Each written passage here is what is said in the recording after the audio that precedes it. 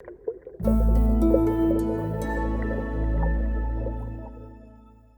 hi, Emmanuel Faith. I am so glad that you are in a life group, that you're sharing your life with others and encouraging each other. And so I'm praying for your time together as you meet today. If you were in our services and saw the message from this weekend, you know that we're in a series in Psalm 23, and we explored the second phrase, the Lord is my shepherd, I shall not want. He makes me lie down in green pastures. He leads me beside still waters. He restores my soul. He leads me in paths of righteousness for his name's sake.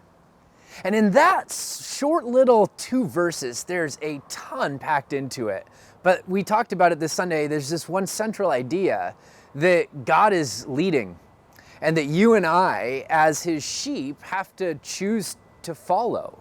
And we have to choose to say, not only are you my shepherd, Jesus, but I'm going to follow after you. And we said during the message that in life, we're not handed a map that we have to sort of discern where to go.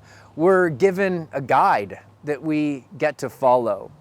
And this guide leads us to life, to a calm spirit, to a healed soul, and to healthy and restored relationships. My hope is that you walked out of this weekend thinking to yourself, man, I want with everything that I have in me to follow that guide whose name is Jesus, because he is ridiculously good and he wants to fill my life with his fullness. So as you meet today, I have 2 questions for you to wrestle with. Number 1, what was one time where you felt lost?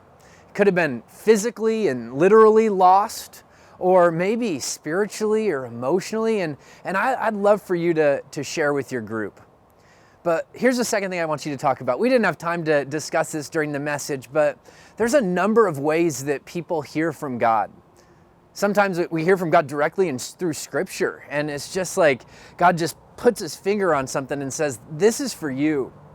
Sometimes it's this like internal conviction from the Spirit, and God speaks to us through the power of his Spirit that lives inside of us. And sometimes it's through surroundings or our circumstances or through other people. So Scripture, Spirit, surroundings.